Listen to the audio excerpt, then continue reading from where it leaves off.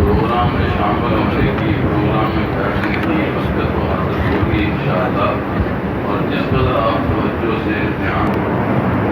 السلام علیکم ورحمۃ اللہ وبرکاتہ۔ ان الحمد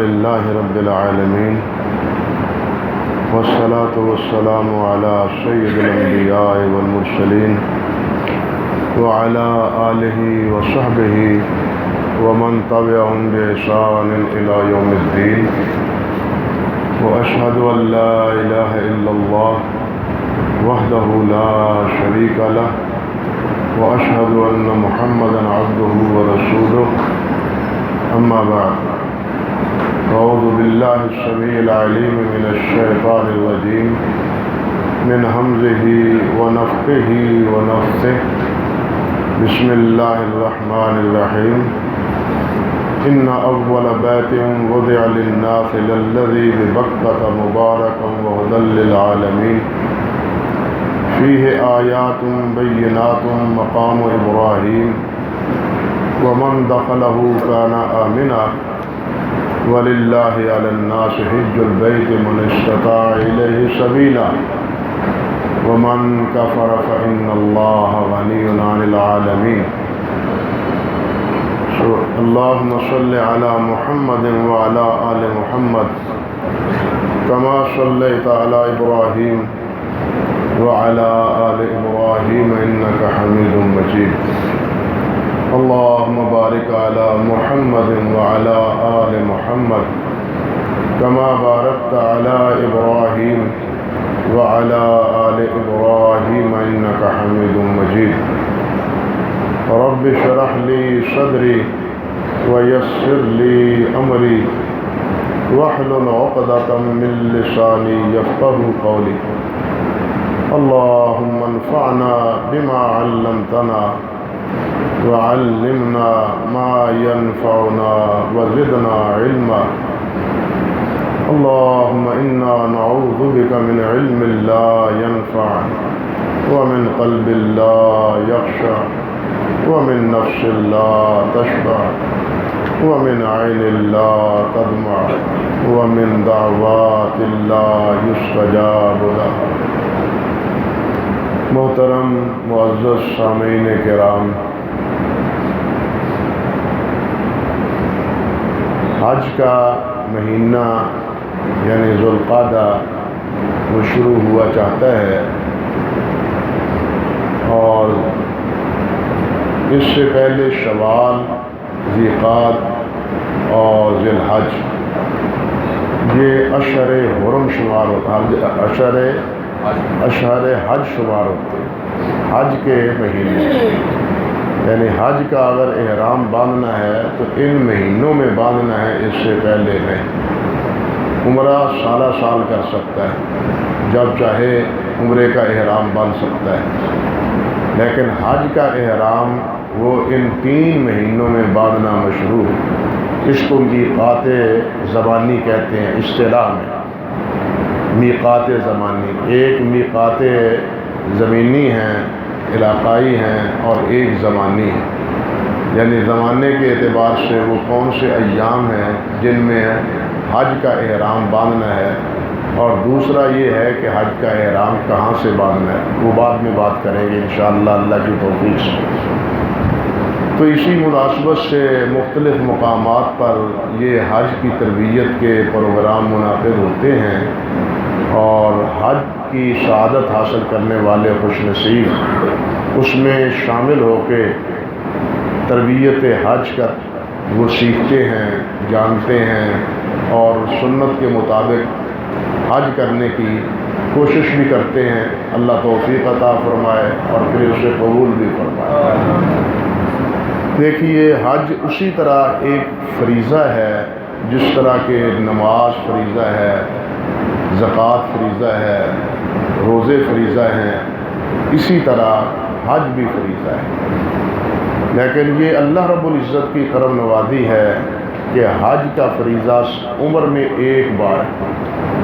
حج کا فریضہ اللہ نے عمر میں ایک بار قرار دیا ہے، بار بار حج کو فرض قرار نہیں دیا، جس طرح کہ زکوٰۃ ہر سال فرض ہے، روزے ہر رمضان میں فرض ہیں، 5 وقت نماز فرض ہے، تو یہ نہیں کہ ہر 5ویں سال 10ویں سال تم حج ضرور کرو۔ البتہ ایک حدیث میں یہ آتا ہے کہ جو آدمی جسے میں نے توفیق عطا فرمائی ہے اسے سعادت ہے، توفیق ہے، ہمت ہے، اور وہ 5 سال کے بعد بھی میرے گھر میں نہیں آتا تو وہ بہت سی سعادتوں سے محروم ہے، بہت سی سعادتوں سے۔ اس لیے اللہ اگر توفیق عطا فرمائے تو حج نہ صحیح تو 5ویں سال کم سے کم عمرے پر ضرور اللہ توفیق دے تو جانا چاہیے، تاکہ ان سعادتوں کو حاصل کر پائے جو سعادتیں صرف بیت اللہ کے ساتھ مختص ہیں۔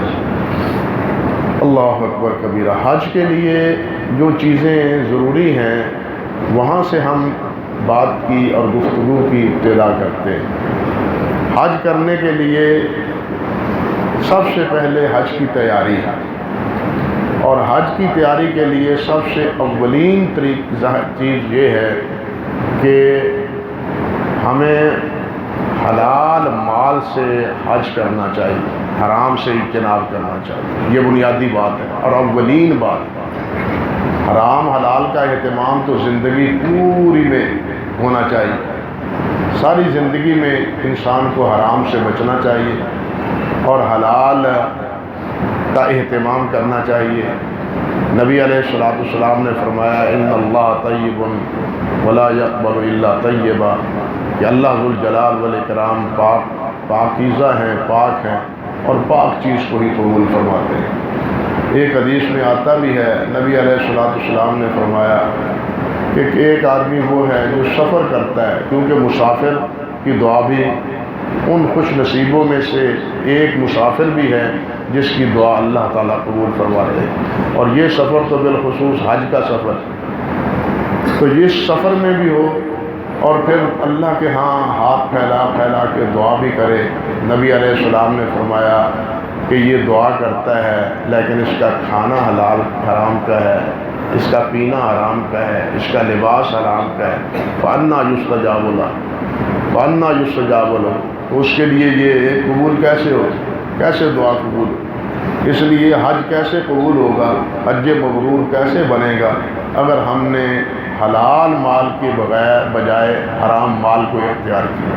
اس لیے سب سے پہلی بنیادی بات یہ ہے کہ ہمیں حلال کمانا چاہیے، حرام سے بچنا چاہیے، حلال مال سے یہ فریضہ ادا کرنے کی کوشش کرنی چاہیے۔ دوسری چیز کہ حج اسی طرح یہ اللہ رب العزت کی طرف سے فرض ہے، بلکہ ایک حدیث میں آتا ہے کہ یہ اللہ کی طرف سے دین ہے، قرض۔ اللہ اکبر کبیرہ۔ ہم ایک دوسرے کا قرض چکانے کی کوشش کرتے ہیں اور کوشش ہوتی ہے کہ جلد از جلد وہ قرض جو ہے نا وہ اس سے عہدہ برا ہو جائے، اور نبی علیہ السلام نے فرمایا ہے کہ جو قرض کی ادائیگی کا ارادہ رکھتا ہے اللہ اس کی مدد کرتا ہے۔ جو قرض کی ادائیگی کا ارادہ رکھتا ہے کہ میں قرض واپس کر دوں، دعا بھی کرتا ہے کہ اللہ مجھے توفیق دے میں قرض سے کی ذمہ داری سے سرخدوش ہو جاؤں، تو اللہ اس کی مدد کرتا ہے۔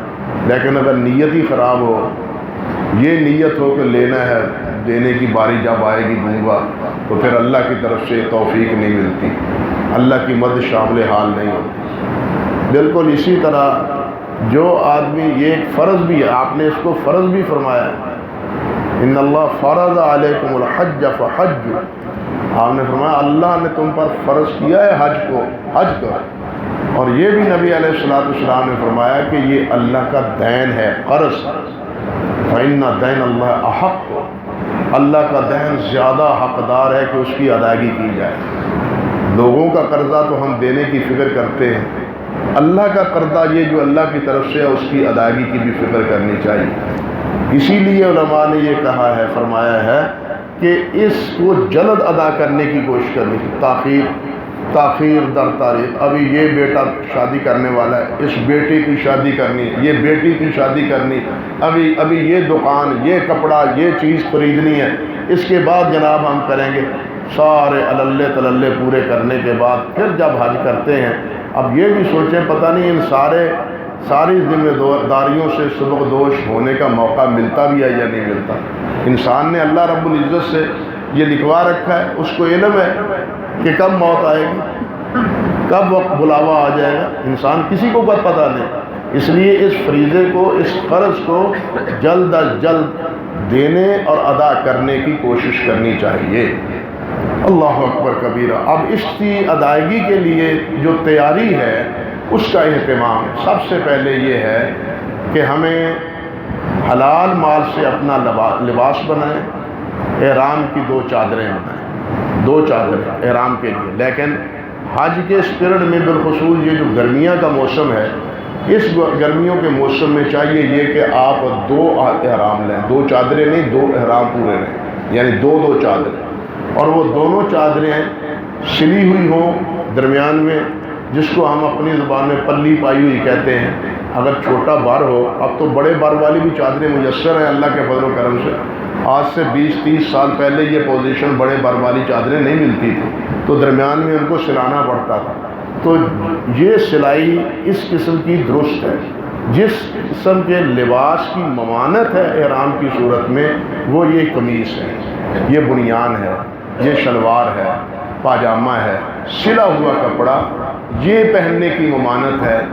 چادر درمیان میں سلی ہوئی ہو یا اس کی چوکور چادر کو محفوظ کرنے کے لیے سلائی لگا لی جائے تو اس کی ممانت نہیں ہے۔ تو 2 چادریں ایک احرام کے لیے، اور بہتر یہ ہے کہ 2 احرام لیں، ایک کسی وقت خراب بھی ہو سکتا ہے، گدلا بھی ہو سکتا ہے، ویسے بھی بول و براز کا عارضہ ہو بڑھاپے کی شکل میں تو اس کے پلید ہونے کا بھی خطرہ رہتا ہے۔ تو ایسے لحاظ سے بہتر یہ ہے کہ 2 احرام لیے جائیں، اور اگر یہ صورت آ جائے، نوبت بن جائے پلید ہو جانے کی، یا شبہ ہو کہ یہ اب صاف نہیں رہا، تو احرام بدلنے میں کوئی حرج نہیں ہے، اس پر کوئی بھی جرمانہ یا کوئی قدغن نہیں ہے۔ وہ چادر بدل سکتا ہے، اوپر کی چادر بدل سکتا ہے، جون سی چادر بھی بدلنی مناسب سمجھتا ہے وہ بدل سکتا ہے۔ تو 2 احرام یعنی 2 چادریں تو مراد کیا، 2 احرام مکمل، 4 چادریں لیں۔ اور اس پیریڈ میں گرمیوں میں چاہیے یہ کہ کم سے کم 4 سے 5 جوڑے آپ اپنے کپڑوں کے خریدیں، 4 سے 5 کپڑے، اور اس کے لیے ایک بڑا ٹرنک آپ کا ہونا چاہیے جس میں یہ کپڑے اور دوسرے ضروریات کا سامان ہے وہ اس میں رکھیں، ضروریات کا سامان۔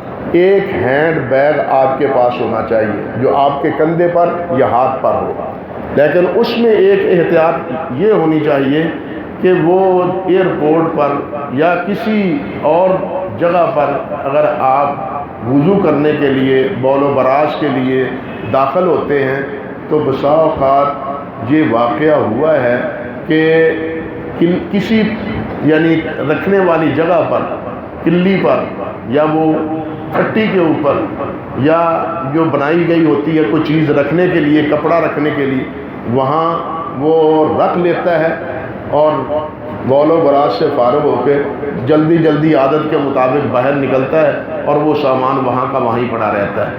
اگر وہ ایسا ہے تو پھر اس کا دھیان رکھنا چاہیے تاکہ انسان بڑے نقصان سے بچ سکے۔ یہ ایک ہینڈ بیگ ہونا چاہیے جس میں کیا رکھیں آپ اپنا پاسپورٹ رکھیں، آپ اپنا ٹکٹ رکھیں، اس میں آپ مسواک رکھیں، اور دوسرے جو حج کے کاغذات ہیں وہ اس میں رکھیں، اور اس کے ساتھ ہی ایک چھوٹا سا اپنا یہ جو احرام کی 2 چادریں ہیں وہ بھی اس میں رکھیں، کیونکہ ایئرپورٹ پر جا کر جب آپ سامان جمع کروائیں گے اور پھر آپ نے وہیں جا کے اللہ آپ کا بھلا کرے احرام باندھنا ہے تو سامان وغیرہ پہلے بکنگ ہوتی ہے، آگے جا کے احرام کا باندھنے کا موقع بعد میں آتا ہے۔ تو اس لیے احرام کی چادریں اس بڑے بکس میں نہیں ہونی چاہیے، 2 چادریں یعنی ایک پورا احرام جو بڑے بکس میں ہو، بلکہ اس دستی بیگ میں، دستی تھیلے میں ہونی چاہیے تاکہ وہ 2 چادریں آپ کے ہمراہ ہوں، اور جب احرام باندھنے کا موقع آئے تو آپ وہ احرام باندھ لیں۔ کئی دفعہ ایسا بھی ہوا ہے کہ غفلت میں احرام والی چادر وہ بڑے بکسے میں ہی بند کر دی جاتی ہیں، اور پھر جب آگے بڑھ کے احرام باندھنے کی باری آتی ہے تو پھر وہاں سے ایئرپورٹ سے مہنگے داموں احرام خریدنا پڑتا ہے۔ یہ واقعات ہوئے ہیں، اسی لیے میں آپ سے عرض کر رہا ہوں کہ ان چیزوں پر توجہ اور دھیان رہنا چاہیے۔ تو ایک بڑا بیگ جس میں ضروریات کی، وہاں سفر میں رہنے کی ضروریات ہے، اور اس میں آپ کی سیفٹی بھی ہونی چاہیے، یہ موچنا بار اکھاڑنے کے لیے وہ، اسی طرح ناخن تراش، لیکن یہ لوہے کی چیزیں بڑے بیگ میں رکھنی ہے، دستی بیگ میں آپ نے بالکل نہیں رکھنی۔ دستی بیگ میں اگر آپ رکھیں گے تو ایئرپورٹ پہ ان کو نکال کے پھینک دیا جائے گا، وہ آپ کے کسی کام نہیں آئیں گی۔ اس لیے اس قسم کے لوہے کے سامان کو آپ نے بڑے بیگ میں رکھنا ہے، اور وہاں ان بیگوں میں جب آپ نے رکھنا ہے اور باندھنا بھی ہے ان کو، اس پر اپنا نام، اپنے مکتب کا نام، اپنے معلم کا نام یہ مت لکھنا بھولیں، بلکہ آپ کے پاس جو دستاویز معلم کی طرف سے آتی ہیں اس پر معلم کا ٹیلی فون نمبر بھی ہوتا ہے، وہ نمبر بھی آپ کو لکھنا چاہیے، اور اپنا موبائل کا ٹیلی فون نمبر بھی لکھنا چاہیے۔ بالخصوص ان دنوں ایک خبر آئی ہے کہ حجاج کو ان کا سامان ان کے سکن میں یعنی ہوٹل میں جا کے دیا جائے گا، ایئرپورٹ پر نہیں۔ خبر آئی ہے آج کل اخبارات میں کہ حجاج کو یا آئندہ معتمرین کو ان کا سامان ان کے ہوٹل پہ جا کے دیا جائے گا، یہاں ایئرپورٹ پہ نہیں دیا جائے گا۔ اب ایسی صورت میں اگر آپ کا مکمل پتہ نہیں ہے جہاں آپ نے ٹھہرنا ہے، جہاں ہوٹل میں آپ نے ٹھہرنا ہے اس کا، یا معلم کا پتہ نہیں اس پر ہوگا، یا آپ کا یہ موبائل کا نمبر نہیں ہوگا، تو وہ سامان گم ہو جانے کا خطرہ ہے۔ کہاں کس کو دیں، کس کو تھمائیں، کس کی سپرداری کریں، یہ ان کے لیے بھی سر درد بنے گا مسئلہ، اور ہمارے لیے تو بنے گا ہی بنے گا نا جب ہمارا سامان گم ہوگا۔ اس لیے اس پر اپنا سامان، اپنا نام بھی لکھیں، پاسپورٹ نمبر لکھیں، موبائل نمبر لکھیں، معلم کا نام بھی لکھیں، اور وہ مکتب کا نام بھی لکھیں، مکتب کا نام، معلم کا نام، اپنے ٹیلی فون کا نمبر، اور اگر معلم کے ٹیلی فون کے مکتب کا نمبر ہے تو وہ بھی لکھیں، تاکہ حتی الامکان اس نقصان سے ہم بچ سکیں۔ اللہ اکبر کبیرہ۔ اس کے بعد مسئلہ آتا ہے سامان کو آپ نے پیک کر لیا، جو دستی بیگ ہے اس پر بھی آپ اپنا نام رکھیں، اس پر بھی آپ نے اپنا نام رکھنا ہے، اور اپنے نام کے ساتھ اپنا ٹیلی فون نمبر بھی رکھ لیں احتیاطاً۔ دوسری بات، جب گھر سے نکلنا ہے آپ نے، اب جس روز آپ نے نکلنا ہے، اب ہمارے ہاں اکثر و بیشتر دو ہی صورتیں ہیں، یا فیصل آباد سے ہم روانہ ہوتے ہیں یا لاہور سے جاتے ہیں۔ وہ کراچی جانا اور کراچی جا کے وہاں سے جناب آگے جدہ پہنچنا، اب وہ صورت تو بالکل تقریباً مفقود ہو گئی ہے، ختم ہو گئی۔ یہاں سے ہمارے فیصل آباد جانے والے جاتے ہیں یا لاہور سے جاتے ہیں، جیسے کسی کا کنڈکٹ ہوتا ہے، جیسے کسی کا پروگرام بنتا ہے۔ تو ایسی صورت میں سب سے پہلے آپ کو کیا چاہیے کہ گھر سے جس وقت نکلیں تو گھر کے نکلتے ہوئے اپنے اللہ آپ کا بھلا کرے وہ دعائیں پڑھیں جو ہمیشہ آپ کو پڑھنی چاہیے۔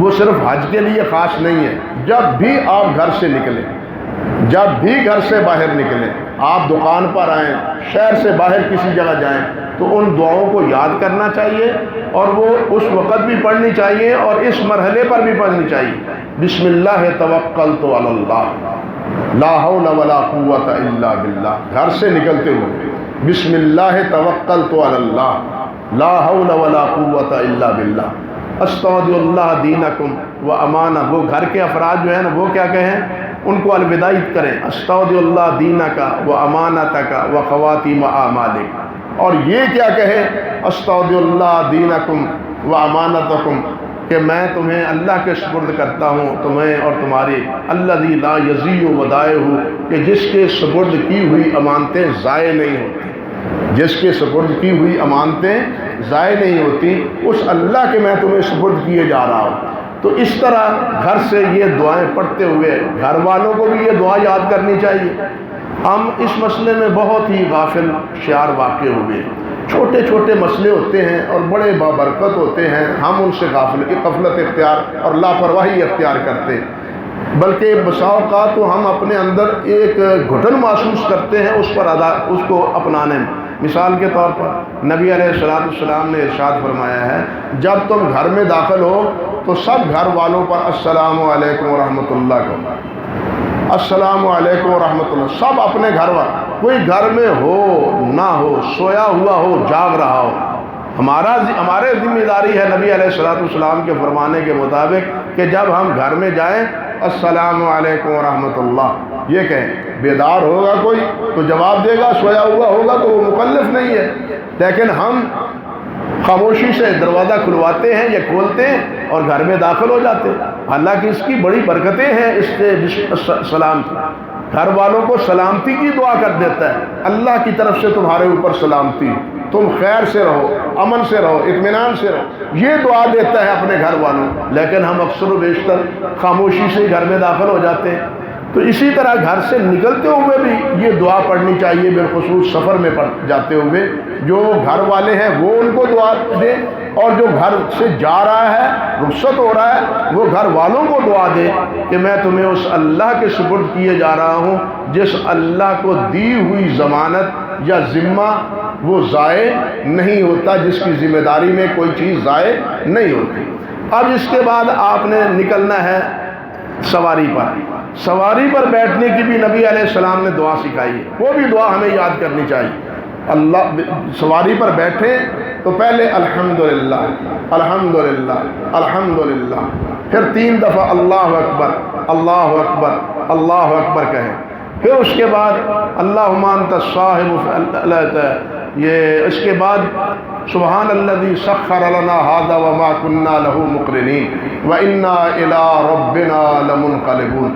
گھر سے ہم نکلتے ہیں، سواری پر آتے ہیں، اکثر و بیشتر آپ ساتھی سواری پر، موٹر سائیکل پر، کار پر ہی تشریف لاتے ہیں دکان پر یا بازار میں، تو گھر سے جو ہی نکلے تو یہ دعا پڑھ کے نکلے، یعنی الحمدللہ اللہ اکبر سبحان الذی سخر لنا ھذا وما كنا له مقرنین وانا الی ربنا لمنقلبون۔ اور پھر آگے اللہم انت الصاحب فی السفر والخلیفۃ فی الآل، اللہم ھون علینا سفرنا ھذا واطوِ عنا بعدا، اللہم انی اسألک فی سفرنا ھذا البر والتقوی ومن العمل ما ترضی۔ تو یہ دعائیں ہیں سفر کی جو حج کی کتابوں میں لکھی ہوئی ہیں، ان کو ہمیں یاد کرنا چاہیے، اس کو سمجھنا چاہیے کہ یہ ہمارا حج بھی ہے اور تعلیم کا ذریعہ بھی ہے، یہ ہمارا حج بھی ہے اور اس کی برکت سے یہ دعائیں بھی ہم یاد کر لیں گے۔ ان دعاؤں کو یہ ہم تقسیم کریں گے جن ساتھیوں کے پاس حج کی کتاب نہیں ہے نماز یہ درس کے بعد، تو ان میں یہ ساری دعائیں تفصیل کے ترتیب کے ساتھ اللہ کے فضل و کرم سے لکھی ہوئی ہیں۔ تو سواری پر بیٹھنے سے پہلے ایک احتیاط یہ بھی ضروری ہے کہ اپنے سامان کو اپنی نگرانی اپنے گاڑی پر رکھوا لیں۔ فلاں رکھ دے گا، تو رکھ دیں بھائی، او بھائی تو رکھ دیں، یہ غلط بات ہے۔ بسا اوقات یہ باتیں سننے میں آئی ہیں کہ ساتھی ایئرپورٹ پر پہنچ جاتے ہیں اور پاسپورٹ گھر پڑا ہوتا ہے، یہ واقعات بھی ہوئے۔ ساتھی ایئرپورٹ پر پہنچا ہے حج کے لیے یا عمرے کے لیے، لیکن پاسپورٹ وہ گھر بھول گیا، کہاں ساتھی کو وہ بھی اٹھا لے، اس نے اٹھایا نا، ذمہ داری اس کی تھی، فریضہ اس کے تھا، اس نے احتیاط نہ کیا، نتیجہ پھر پریشانی نکلا۔ اس لیے اپنے نگرانی میں جو سفر کی چیزیں ہیں ان کو تھما لیں، سنبھال لیں اور اپنی زیر نگرانی ان کو رکھوا لیں۔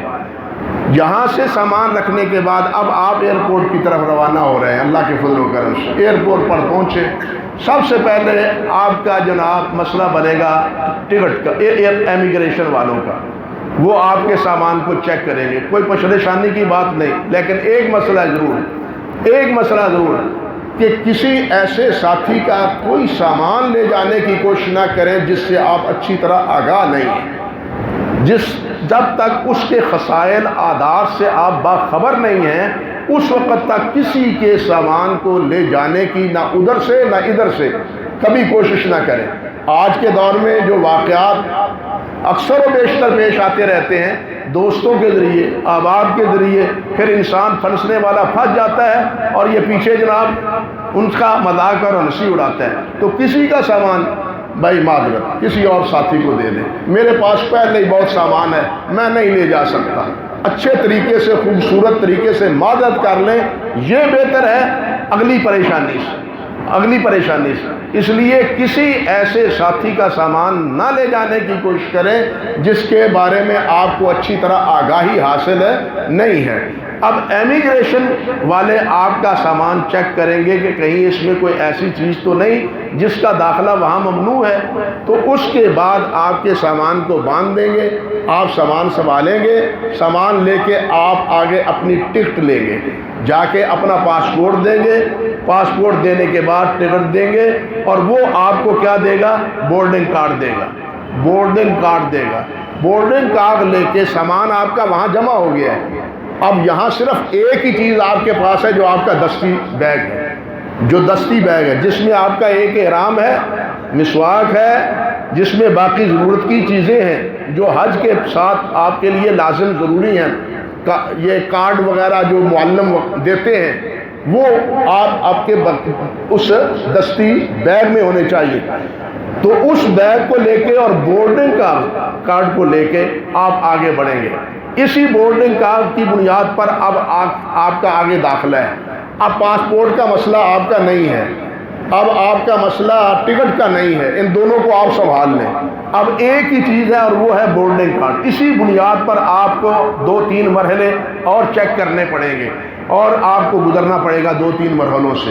تو وہاں ان مراحل سے یعنی چیکنگ کے بعد کہ واقعی بورڈ کارڈ ٹھیک ہے، غلط تو نہیں ہے، یہ 2 مرحلوں کے بعد پھر آپ آگے انتظار گاہ میں جا پہنچیں گے۔ وہاں جس وقت جہاز کا وقت ہوگا تو تقریباً پونا گھنٹہ پہلے، جہاز کے پونا گھنٹہ پہلے وہ اعلان کریں گے کہ اس فلائٹ کے ساتھی احرام باندھ لیں۔ اگر آپ بالکل آخری وقت میں گئے ہیں تو پھر آپ کو فکر کرنا چاہیے کہیں ایسا نہ ہو کہ آپ کے پاس بہت کم وقت ہو اور امیگریشن کے مسائل میں ہی آپ الجھے رہیں اور بالکل آخری وقت اس وقت پہنچے جس وقت حج کے لیے جہاز پر سوار ہونے کے لیے مسافر جہاز کی طرف بڑھ رہے ہیں۔ ایسی صورت میں پھر جلدی احرام باندھنا پڑے گا۔ لیکن پہلے اگر آپ پہنچ گئے ہیں تو پہلے جا کے اللہ آپ کا بھلا کرے وہاں وضو کریں، وضو کر کے غسل کر کے تو یہاں سے گئے ہیں، غسل یہاں کیا ہے، اگر وہاں ایئرپورٹ پر غسل کر سکتے ہیں تو کر لیں، انتظام ہوتا ہے، اگر غسل کر لیں تو کر لیں، کیونکہ غسل بھی نبی علیہ السلام نے احرام سے پہلے کیا ہے۔ اگر غسل نہ ہو تو وضو کر لیں، وضو کرنے کے بعد پھر احرام باندھیں، وضو کرنے کے بعد پھر انسان احرام باندھے۔ اب احرام کے لیے 2 چادریں، ایک نیچے اور ایک اوپر۔ یہ اوپر کی چادر یہ آپ نے دونوں کندھوں پہ رکھنی ہے، ابھی دونوں کندھوں پہ رکھنی، اور اس چادر کو اپنے جسم پر اس طرح لپیٹنا ہے کہ آپ کا جسم حت الوسع برہنہ نہ ہو، لپٹا ہوا ہو۔ شرم و حیا بھی ایمان کا حصہ ہے، شرم و حیا بھی کیا ہے؟ ایمان کا حصہ ہے۔ اور بالخصوص ایک چیز کا اہتمام کرنا چاہیے، نبی علیہ السلام نے ارشاد فرمایا ہے کہ ما بین الرکبہ والسرہ، کیا لفظ ہیں کہ رکبہ اور ناف کے درمیان یہ کیا ہے؟ سطر ہے، یہ کیا ہے؟ سطر ہے۔ یہاں ناف سے لے کے گھٹنے تک یہ سطر ہے، یہ پردہ ہے، اس کو ڈھانپنا ضروری ہے۔ ہمارے یہاں بھی کئی ساتھی بہت غفلت کا شکار ہے، وہ اپنی چادر ہو، پینٹ ہو، سلوار ہو، وہ بالکل ناف کے نیچے رکھتے ہیں۔ قمیض اگر اتار دیں اور اگر بنیان بھی اتار دیں تو ناف کے نیچے جو آپ کی سلوار یا چادر ہے تو یہ برہنی میں آئے گی، ننگے پن میں شمار ہوگی۔ آپ کا جسم ڈھپا ہوا جس کا ڈھانپنا فرض ہے، لازم ہے، وہ آپ اس پہ عمل نہیں کر پائے۔ حج اور عمرے کے موقع پر بھی دیکھا گیا، اصل بات یہ ہے کہ یہاں اگر اہتمام نہ ہو تو وہاں بھی اہتمام نہیں ہوتا۔ بنیاد یہاں سے بنتی ہے، بنیاد یہاں سے بنتی ہے۔ ہم کہا کرتے ہیں طالب علم لوگ جاتے ہیں، طالب علم جاتے ہیں مدینہ یونیورسٹی میں، جو یہاں نہیں پڑھتے وہ وہاں بھی جا کے نہیں پڑھتے، جو یہاں کے نکمے ہیں وہ وہاں سے مدینہ طیبہ یونیورسٹی سے ہو بھی آئے تب بھی نکمے ہیں۔ طارق صاحب اسی طرح ہے نا، وہ یہاں آ کے پھر نکمے ہیں۔ اس لیے یہ چیزیں یہاں سے اہتمام کرنا چاہیے۔ دین تو ساری زندگی کے لیے ہے، دین صرف حج عمرے کے لیے تو نہیں نا، دین کا یہ فریضہ زندگی کے لیے ہے، تو یہ ہمارا کہاں سے یہ ڈھکا ہوا نظر، یہ دیکھیے سلوار یہ نظر آ رہی یہاں سے لے کے یہاں تک، اور جب اس کا اہتمام یہاں نہیں ہوتا تو پھر احرام کی چادر نیچے ہوتی ہے، یہ ناف کا نیچے سا حصہ بری طرح بڑی طرح برا نظر آتا ہے، یہ اہتمام نہیں کیا جاتا۔ اسی لیے میں احتیاطاً یہ بات اہتمام کے ساتھ عرض کر رہا ہوں کہ چادر کو اوپر باندھیں تاکہ آپ کی ناف سے نچلا حصہ سارا ڈھپا رہے، اور یہ اوپر کی چادر بھی ایسے انداز سے آپ لیں کہ یہ جسم آپ کا برہنہ نہ ہو، ننگا نہ ہو، یہ چادر اوپر کی ایسے ہو۔ وہ استوا بعض حضرات احرام باندھتے ہی اپنا یہ دایاں کندھا ننگا کر لیتے، بالکل غلط۔ لاہور ایئرپورٹ پر اور یہاں سے انہوں نے یہ گندہ ننگا کیا تو پھر حج کے پورے سیزن میں ننگا ہے۔ بعض کو دیکھا گیا کہ پورے حج کے سیزن میں، اور بعض کو دیکھا گیا کہ طواف کے بعد سائی میں بھی یہ کندھا ننگا کیے ہوئے۔ جب ان کو بتلایا جاتا ہے بھائیوں کو بھائی یہاں ننگا نہیں کرنا، ڈھانپنا ہے، تو پھر ان کو یاد آتا ہے۔ دیکھیے نبی علیہ السلام نے فرمایا ہے کہ کوئی نماز نہ پڑھو جب تمہارے یہ کندھے، ان کندھوں پر کوئی چیز نہ ہو، ان کندھوں پر کوئی چیز نہ ہو، اس وقت تم نماز نہ پڑھو۔ اب اگر یہ کندھا ننگا ہوگا تو نبی صلی اللہ علیہ وسلم کے فرمان کی مخالفت ہوگی۔ اس لیے نمازیں تو ہم نے پڑھنی ہیں، یا تو نماز ہی نہ پڑھیں، نمازیں پڑھنی ہے تو کندھا ڈھپا ہونا چاہیے۔ تو اس لیے اب آپ نے احرام باندھنا ہے تو اس کو ڈھانپنا ہے۔ اب نمازیں پڑھنی ہیں، راستے میں وقت ہونا ہے نماز کا، نمازیں پڑھیں، یہ کندھا ڈھپا ہوگا۔ یہ کندھا ننگا کرنے کا مسئلہ بیت اللہ میں جا کے، نہ یہاں ہے، نہ راستے میں ہے، نہ جدے میں، یہ بیت اللہ میں جا کے جب یہاں پہنچیں گے انشاءاللہ وہ مسئلہ عرض کروں گا آپ سے۔ تو یہاں آپ نے احرام باندھنا ہے، لیکن یہاں آپ نے تلبیہ نہیں پڑھنی۔ احرام احتیاطاً اس لیے کہتے ہیں کہ یہ جہاز میں میقات کی مقام پر احرام باندھنا جہاز میں کھڑے ہو کے مشکل ہو جاتا ہے۔ وہاں کھڑا ہونا، چادر باندھنا، چادر لینا، کپڑے اتارنا، دوسرے نکالنا، بیت کا اتار کے سب کچھ یہ کرنا ایک مشکل مسئلہ پیدا ہوتا ہے، خود بھی انسان پریشان ہوتا ہے، دوسروں کو بھی پریشان کرتا ہے۔ اس لیے کہتے ہیں کہ احرام یہاں سے باندھ لیں، اور لبیک یا نیت وہ کہاں سے کرے؟ جب میقات پر آئے، میقات پر۔ مشروع طریقہ یہ ہے، صحیح طریقہ راجح، لیکن اگر کوئی پہلے کر لے تو اس کی اجازت ہے، گنجائش ہے، کر سکتا ہے، لیکن احرام کی پابندیاں تو اس پر لازم ہو جائیں گی نا۔ پھر اب اتنا وقت میقات تک پہنچنے تک آپ پر احرام کی پابندیاں نہیں ہیں جب تک آپ تلبیہ نہیں پڑھتے اور نیت نہیں کرتے، جب تک نیت نہیں کرتے اس وقت تک آپ آزاد ہیں، اگرچہ آپ نے احرام باندھ ہی کیوں نہیں لیا۔ اس لیے میں عرض کر رہا ہوں کہ یہ آزادی کا، تاکہ پابندی سے زیادہ کم ہم وقت گزاریں۔ وہ اللہ آپ کا بھلا کرے، جا کے کہاں تلبیہ کہنا ہے؟ میقات پر۔ اور میقات ہمارا کب آتا ہے؟ جدے جو حضرات جاتے ہیں، مدینہ طیبہ کا تو تجربہ نہیں ہوا، جدے جو جاتے ہیں تو جدے ایئرپورٹ پر جہاز اترنے سے تقریباً 25 منٹ پہلے یہ ذہن میں رکھیں، وہ اعلان کرتے ہیں کہ جناب کیا ہے، اب میقات آ رہا ہے حج کا یا عمرے کا، جو ساتھی ہیں وہ اپنا نیت کر لیں، اس کا ارادہ کر لیں، نیت کر لیں 25 منٹ پہلے یہ ٹکٹ پر بھی، بورڈ کارڈ پر بھی لکھا ہوتا ہے کہ جہاز اتنے وقت میں جدے پہنچے گا، تو ایک اندازہ ہو جاتا ہے کہ اس سے پہلے 25 منٹ کتنا وقت بنتا ہے۔ اگر وہ اعلان کرنا بھول جائیں، اللہ کے وہ بھولتے نہیں ہیں، یہ ان کا فریضہ ہے، ذمہ داری ہے، لیکن پھر بھی کبھی ہم سے بھی غفلت ہو جاتی ہے، سننا نہیں رہتا، ہماری بھی کچھ ذمہ داری بنتی ہے کہ ہم اس وقت کو ملحوظ رکھیں اور اس وقت ہم تلبیہ کہہ لیں اور احرام کی نیت، حج کی یا عمرے کی نیت کر لیں۔ جس وقت آپ وہاں پہنچے میقات پر اور اعلان ہو جائے تو اس وقت آپ نے کیا کہنا ہے؟ وہاں کہنا ہے سب سے پہلے تھوڑا سا اپنی سیٹ سے اگر ہو سکے یہ بسم اللہ اللہ اکبر، بسم اللہ ہے اللہ اکبر،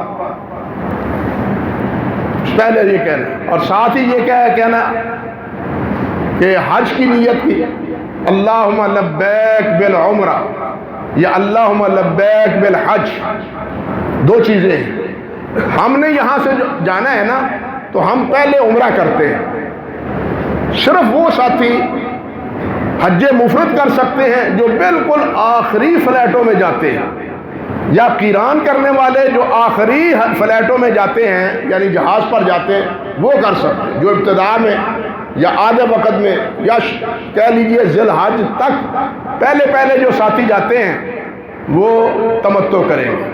تمتع ہی حج زیادہ افضل ہے، بہتر ہے، تمتع ہی حج اور افضل بہتر ہے۔ نبی علیہ الصلوۃ والسلام نے اسی کا حکم فرمایا تھا، اور اسی کا آپ نے ارادہ بھی کیا تھا کہ اگر مجھے پتہ ہوتا تو میں قربانیاں لے کے نہ چلتا تو میں قران نہ کرتا بلکہ تمتع کرتا۔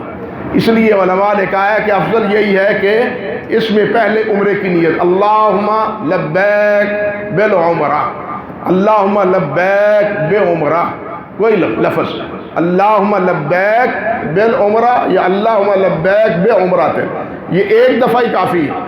اور اس کے بعد آپ نے تلبیہ پڑھنا، لبیک اللہم لبیک لبیک لا شریک لک لبیک ان الحمد والنعمت لک والملک لا شریک لک لبیک۔ یہ اس طرح آنا چاہیے جس طرح پانی کا گھونٹ ہم آرام سے پی لیتے ہیں، کوئی کلفت نہیں ہوتی، کوئی دقت پیش نہیں آتی۔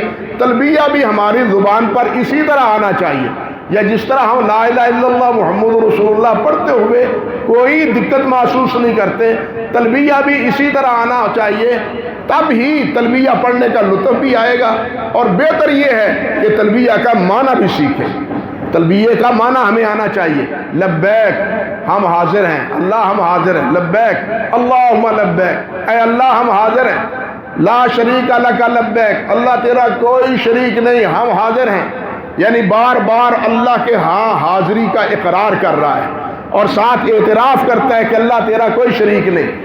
ان الحمد والنعمت لک والملک، اللہ سب تعریفیں تیرے لیے ہیں، نعمتیں تیری ہیں، بادشاہت تیری ہے، یعنی یہ اقرار، ان الحمد والنعمت والملک لا شریک لک، تیرا کوئی شریک نہیں، یعنی بار بار اقرار کرتا ہے تیرا کوئی شریک نہیں، اور حمد تیری ہے، ملک تیرا ہے، سارے اختیارات تیرے ہیں، یہ ہے لبیک کا معنی۔ تو لبیک کا معنی ہمیں آنا چاہیے، پھر ہی اس لبیک کے کہنے کا لطف بھی آتا ہے۔ تو یہ لبیک اونچی آواز سے کہنا چاہیے، لیکن آج کل دیکھا گیا ہے کہ ہمیں لبیک اونچی آواز سے کہتے ہوئے حیا آنے لگی، حیا شرم آنے لگی۔ معتمرین ہوں یا حجاج ہوں، وہ لبیک اونچی آواز سے اکثر و بیش ایک دو مرتبہ کہہ دیا اور اس کے بعد چلو جناب سارا سفر ایسے۔ حالانکہ حدیث میں آتا ہے نبی علیہ الصلوۃ والسلام کو جبرائیل نے آ کے کہا، جبرائیل علیہ السلام نے آ کے کہا کہ امتیوں سے کہیں اونچی آواز سے تلبیہ کہیں، اونچی آواز سے، اور ساتھ یہ بھی فرمایا کہ تلبیہ کہنے سے یہ قرب و جوار کے حجر و شجر سب اس کے ساتھ تلبیہ پڑھتے ہیں اور قیامت کے دن اس کی حاضری کی گواہی دیں۔ کتنا بڑا فائدہ ہے، لیکن ہم گونگے بن کے بیٹھ جاتے ہیں، نہیں، جتنا ہو سکتا ہے اونچی آواز، حتیٰ کہ آتا ہے صحابہ کرام رضوان اللہ علیہ مجمعین کے بارے میں کہ وہ اتنی اونچی آواز سے تلبیہ کہتے تھے کہ بیت اللہ پہنچنے سے پہلے راستے ہی میں ان کے گلے بیٹھ جاتے تھے۔ اونچی آواز سے اتنا تلبیہ پڑھتے تھے، اونچی آواز سے، کہ بیت اللہ تک پہنچنے سے پہلے راستے میں ہی تلبیہ کہتے ہوئے ان کے گلے بیٹھ جاتے تھے۔ اور ہم تو بالکل آرام سے رہتے ہیں، ہمارے گلوں کو کچھ نہیں ہوتا کیونکہ ہم تلبیہ کہتے ہی نہیں۔ تو خیر، تلبیہ پڑھتے ہوئے ہم نے ایئرپورٹ پر پہنچنا ہے۔ ایئرپورٹ پر پہنچنے کے بعد امیگریشن والوں کے پاس پیش آنا ہے۔ یہاں ایک بات میں عرض کر دوں، جو میرے جیسے بوڑھے آدمی ہیں، جب اترے، وہ اترنے سے پہلے جب پیشاب کا عارضہ جن ساتھیوں کو ہوتا ہے وہ جہاز ہی میں فارغ ہو لے ایک مرتبہ احتیاط سے، کیونکہ جہاز سے اترنے کے بعد ایئرپورٹ تک بسوں کے ذریعے جو اکثر و بیشتر لے جایا جاتا ہے اس کے لیے گھنٹے سے 1.5 گھنٹہ تک بھی لگ سکتا ہے۔ گھنٹے سے 1.5 گھنٹہ تک بھی لگ سکتا ہے، اور لگتا ہے اتنا وقت۔ اگر پیشاب کا عارضہ ہو تو اتنی دیر تک راستے میں کوئی جگہ نہیں ہوگی آپ کے لیے پیشاب کرنے کی، نہ وہ کوئی ٹھہرائے گا، نہ کوئی بس کا دروازہ کھولے گا۔ اس کے لیے اگر کوئی تکلیف اس قسم کی ہے تو پھر اترنے سے پہلے جہاز سے یہ پیشاب وغیرہ فارغ ہونا ہے احتیاط سے، تاکہ یہ 1.5-2 گھنٹے کا پیریڈ جو ہے نا ہمارا اطمینان سے گزر جائے۔ وہاں جانے کے بعد پھر آپ پیش ہوں گے، پہنچیں گے وہاں ان کے امیگریشن کے مسئلے میں، یعنی سب سے پہلے آپ کے جو ہے نا پاسپورٹ وہ چیک ہوں گے۔ پاسپورٹ پر آپ کا یعنی دخول لگائیں گے، دخول لگانے کے بعد آگے آپ بڑھیں گے تو آپ کو آپ کا سامان ملے گا۔ لیکن اب تو ان کی پالیسی یہ ہے، جس طرح کے اخبارات میں آیا ہے، لیکن کوئی پتہ نہیں، بدلتا رہتا ہے، کوئی پتہ نہیں ہماری حکومت کا۔ ہماری حکومت یو ٹرن لینے میں بڑی دلیر واقع ہوئی ہے نا، جھوٹ کو یو ٹرن انہوں نے کہہ دیا ہے، بڑی دلیر اور بڑے حوصلہ ہے، ہر کام پہلے الٹا کر لیتے ہیں پھر جناب اس کو غلط کرتے ہیں۔ جیسے پہلے سارے پرائیویٹ حجاج کو جناب اجازت دے دی پرائیویٹ سکیمیں، اور آج اخبار میں آ گیا ہے کہ سب کو بند کر دیا۔ کتنی دیر نگری، کتنی پریشانی ہے سب لوگوں کے لیے۔ تو خیر بہرحال اللہ ان لوگوں کو ہدایت سمجھ عطا فرمائے۔ تو کہنے کا مقصد یہ تھا کہ اس کے بعد سامان وہاں سے لیں، نہیں تو آگے بڑھنے کے بعد اب آپ کے معلمین آپ کو وہاں سے لے لیں گے، آپ کے معلمین آپ کو لیں گے، آپ معلم کا نام لے لیں گے تو معلم کے آگے نمائندے جو ہیں نا وہ آپ کو لے کے اپنی بسوں میں بٹھائیں گے، بسوں میں بٹھا کے آپ کو پہلے بیت اللہ مکہ مکرمہ میں لے جائیں گے۔ مکہ مکرمہ میں آپ کا جو ہوٹل ہوگا یا کمرہ ہوگا اس پر آپ کو لے جائیں گے، اور وہاں جا کے اللہ آپ کا بھلا کرے آپ کو کمرہ الاٹ ہوگا۔ 7-8 8-8 منزلیں، 10-10 12-12 منزلیں ہیں ایک ایک کمرے کی، تو آپ کو کمرہ الاٹ ہوگا، آپ کو بتلایا جائے گا یہ کمرہ ہے آپ کا۔ یہاں آپ کے لیے ضروری ہے کہ آپ کمرے ہوٹل کا کارڈ اپنے پاس رکھیں، ہوٹل کا کارڈ اپنے پاس رکھیں، یہ لینا ان سے مت بھولیں۔ ایسا ہوتا ہے، تجربہ ہے، اٹھا لیں، ایسا ہوتا ہے ہوٹل کا کارڈ لیا نہیں، پھر نتیجہ کیا ہوتا ہے، اگر رات ہے بالفرض دن بھی ہو تو پھر کیا ہوتا ہے، جا کے طواف کیا، محبت کے مارے ہوئے فوراً بیت اللہ میں پہنچتے ہیں بغیر کسی پروگرام اور منصوبے کے، عمرہ کرتے ہیں، اور پھر راستے میں اپنا مکان ہی بھول جاتے ہیں، ہوٹل ہی بھول جاتے ہیں کہ کہاں مکان تھا کہاں ہوٹل تھا۔ یہ واقعات پیش ہوئے ہیں، تبھی عرض کر رہا ہوں۔ اور رات اگر ہو تو پھر یقین جانیے 24 گھنٹے آدمی ایک دوسرے کو تلاش کرتا جو ہے نا وہ پریشان رہتا ہے۔ تو اس لیے وہ اگر کارڈ ہو تو کسی کو بھی وہ کارڈ دکھا کے آپ اپنے گھر کو پہنچ سکتے ہیں، اپنے سکن میں اپنے ہوٹل میں پہنچ سکتے ہیں۔ وہ آپ کو بتلا سکتا ہے کہ یہ فلاں شارے پر، فلاں سڑک پر، فلاں روڈ پر یہ دکان یا یہ ہوٹل ہے، وہاں چلے جائیں۔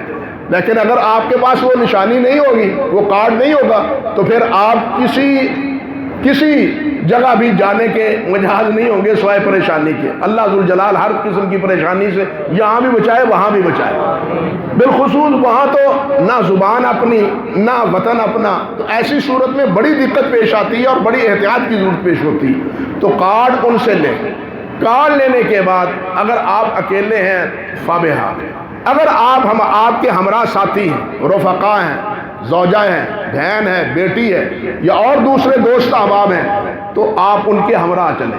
وہاں جانے کے بعد بہتر یہ ہے کہ آپ اگر ہو سکتا ہے تو جلدی نہ کریں، غسل کر لیں۔ نبی علیہ الصلوۃ والسلام جب حج کے لیے تشریف لائے تھے تو بیر طوا پر نبی علیہ الصلوۃ والسلام نے رات قیام فرمایا تھا، وہاں آپ نے غسل فرمایا تھا۔ غسل فرمانے کے بعد پھر صبح کو نبی علیہ الصلوۃ والسلام بیت اللہ میں گئے تھے اور جا کے طواف کیا تھا۔ تو اگر آپ غسل کر لیں، طبیعت بھی گرمی کا موسم ہے، طبیعت بھی حشاش بشاش ہو جائے گی، کوئی تھکن جو ہے نا وہ بھی دور ہو جائے گی، غسل کریں، احرام کھل جائے گا، تو یہ کوئی عذر نہیں ہے، یہ کوئی ایسا نہیں ہے کہ جس پر کوئی دم یا کوئی جرمانہ پیش آئے۔ احرام اتاریں، آپ غسل کریں، احرام پھر اسی طرح باندھ لیں۔ اب یہاں سے آپ لبیک کہتے ہوئے حرم پاک کی طرف پہنچیں۔ حرم پاک کی طرف پہنچنے سے پہلے جو آپ کے رفقا ہیں، حرم پہنچنے سے کے بعد طواف شروع کرنے سے پہلے ایک چیز کا سنبھالا کر لیں، اپنے ساتھیوں سے یہ کہہ دیں کہ ہم کوشش کریں گے کہ اکٹھے رہیں، لیکن اکثر و بیشتر اکٹھے رہنا مشکل ہوتا ہے، پورے ہجوم میں اکثر و بیشتر اکٹھے رہنا مشکل ہوتا ہے۔ تو ایسی صورت میں ان کو کوئی ایک جگہ متعین کر دیں جہاں سارے طواف کے بعد فارغ ہونے کے بعد وہاں اکٹھے ہو سکے۔ اس کے لیے بہتر یہ ہے کہ جہاں سے طواف شروع کرنا ہے اور جہاں سے طواف ختم کرنا ہے، حجر اسود